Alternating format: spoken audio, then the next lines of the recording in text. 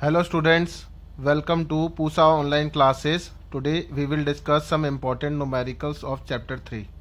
तो यहाँ पर जो फर्स्ट न्यूमेरिकल आपको नज़र आ रहा है कहता है V I graph for a conductor of temperature T1 and T2 as shown in figure. तो आपको चार ऑप्शन दे रखे हैं, कहता है डेल्टा टी किसके प्रोपोर्शनल है। अब ये जो ग्राफ बना रखा है यहाँ पर हमें पहले प्लॉट है, एक का टेम्परेचर T1 है, एक का टेम्परेचर T2 है और एक वी आई ग्राफ को ये शो करता है। तो कहता है कि यहाँ पर अगर हमें slope of a line is given by tan theta, ठीक है ना। तो यहाँ पर वी आई ग्राफ है, स्लोप किसकी आएगी बेटा, रेजिस्टेंस की आएगी। तो यहाँ पर जो है हम लिख सकते हैं कि R2, अगर मैं यहाँ पर आंसर निकाल रहा हूँ, ठीक है। अगर पहले मैं R1 की बात करता हूँ, यहाँ पर टेम्परेचर T1 है, वी आई ग्राफ पर यहाँ पर क्या देगा, स्लोप रेजिस्टेंस का टर्म्स में देगा। तो यहाँ पर टेम्परेचर T1 है, T2 है, तो T2 माइनस T1 हमें बताना है किसके प्रोपोर्शनल है। तो कहता है कि यहाँ पर रेजिस्टेंस R1 है, वो डायरेक्टली प्रोपोर्शनल किसके लिख सकते हैं। अगर ये θ1 है, टेम्परेचर थीटा बना रहा है बेटा, तो directly proportional to tan theta लिख सकता हूँ। और ये जो टेम्परेचर है ये किसके डायरेक्टली प्रोपोर्शनल है, T1 के। तो ठीक है, तो यहाँ पर जो है R2 जो है वो कितना बना सकता है, 90 माइनस थीटा बना रहा है एंगल। ओके, तो R2 जो है मैं यहाँ पर क्या लिख सकता हूँ बेटा, tan of 90 minus theta which is equal to कितना, कॉट ऑफ थीटा। क्लियर। तो ये किसके डायरेक्टली प्रोपोर्शनल है, टेम्परेचर T2 के है।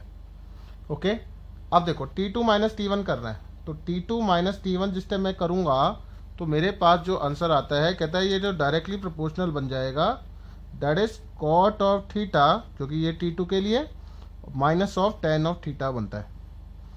क्लियर। तो कहता है T2 minus of T1 directly proportional to cot theta को मैं क्या लिख सकता हूँ, cos theta upon sine theta, cos theta upon sine theta minus sine theta upon cos of theta. Clear.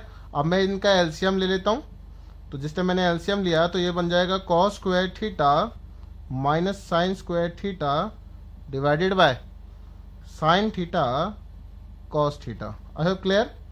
तो बेटा अगर मैंने यहाँ पर इसको आइडेंटिटी बनाने के लिए मैंने डिवाइड और मल्टीप्लाई बाय 2 कर दिया, तो ऊपर का जो टर्म है वो किसके बराबर आ जाएगा बेटा, कॉस ऑफ 2 थीटा के, और 2 साइन थीटा कॉस थीटा किसके बराबर होता है बेटा, साइन ऑफ 2 थीटा के। बेटा cos theta upon sine theta, और you can say cos of 2 theta divided by sine of 2 theta किसके बराबर होता है, which is equal to cot of 2 theta. तो इसका मतलब क्या है, ऑप्शन 3 जो है हमारे पास वो करेक्ट आंसर है।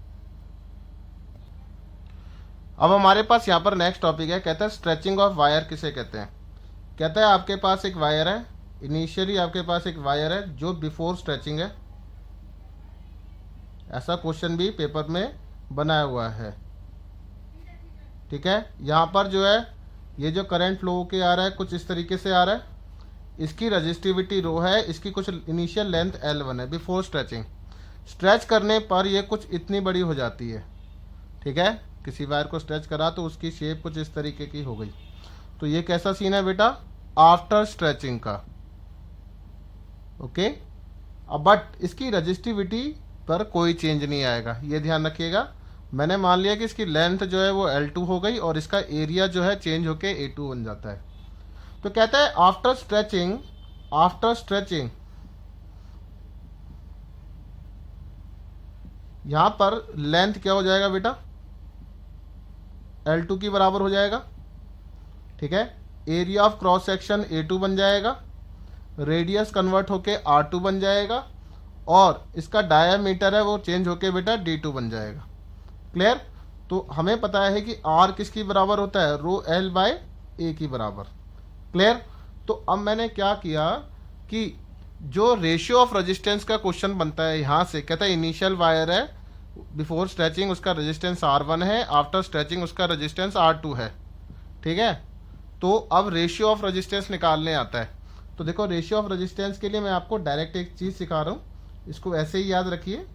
रेशियो ऑफ रेजिस्टेंस अगर फाइंड आउट करने आता है तो आपको किन बातों पर ध्यान देना है।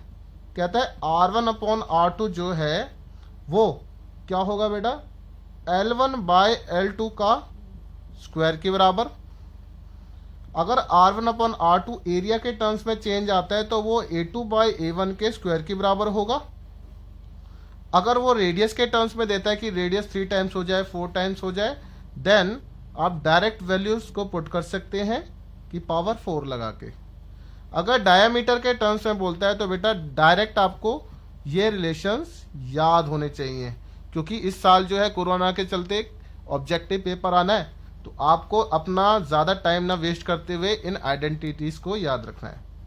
तो बेसिकली मैंने क्या बताने की कोशिश करी है कि R directly proportional to L by A है, जिसमें आर जो है directly proportional to L square है, इन्वर्सली प्रोपोर्शनल टू एरिया के स्क्वायर के बराबर है, इन्वर्सली प्रोपोर्शनल टू आर की पावर 4 है, and inversely proportional to diameter की पावर 4 की बराबर है। ठीक है। नेक्स्ट टॉपिक है, कहता है problem based on percentage change. कह रहा है कि किसी भी वायर की कुछ लेंथ एल है और उसको हमने स्ट्रेच कर दिया तो उसका वायर का रेजिस्टेंस चेंज हो गया। तो हमने अभी तक क्या सीखा था कि रेजिस्टेंस जो है directly proportional to L square की बराबर है। तो परसेंटेज चेंज इन आर हमें क्या लिखना है बेटा, R2 minus R1 divided by R1 into 100। ठीक है। अब मुझे लेंथ के टर्म्स में लिखना होगा तो L2 square minus of L1 का स्क्वायर डिवाइडेड बाय L1 का स्क्वायर इंटू 100। ओके। तो ये जो फॉर्मूला है हमें याद रखना है। देखते हैं, क्वेश्चन करते हैं। क्वेश्चन कहता है if the length is increased by 10% then percentage change in R कितना हुआ। तो देखिए बेटा, अगर इनिशियल लेंथ मेरे पास L है L1, तो L2 कितना हो गया, 10% इंक्रीज हो गया। तो बेटा L प्लस 10% का मैंने क्या कर दिया, 10/100 ऑफ L। तो इसको सॉल्व कर लेंगे तो कितना बन जाएगा, 11/10 L। ठीक है। तो ये मेरे पास आ गया लेंथ L2। तो कहता है देयरफॉर, तो यहाँ पर जो है हम क्या कर देते हैं, percentage change in are, percentage change in R कितना हुआ, तो डायरेक्ट फॉर्मूला लगाइए, L2 square minus of L1 square divided by L1 square into 100। अब तो आपके लिए इजी हो जाएगा। तो आप डायरेक्ट वैल्यूज को पुट करेंगे तो बेटा 11/10 L का स्क्वायर हो जाएगा minus of L square divided by L square. मेरी रिक्वेस्ट है जल्दी से सॉल्व करिए और मुझे इसका आंसर बताइए।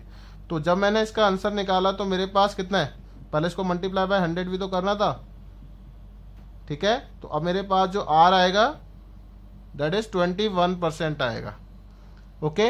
अब मेरी रिक्वेस्ट है, अगर मैं लेंथ को इंक्रीज बाय 20% कर देता हूँ तो प्लीज़ मुझे इसका आंसर निकाल के दिखाइए। ठीक है। ये आपके लिए होमवर्क है। अगर इस लेक्चर में कोई भी दिक्कत आती है तो प्लीज़ कॉन्टेक्ट मी। ठीक है। Thank you very much.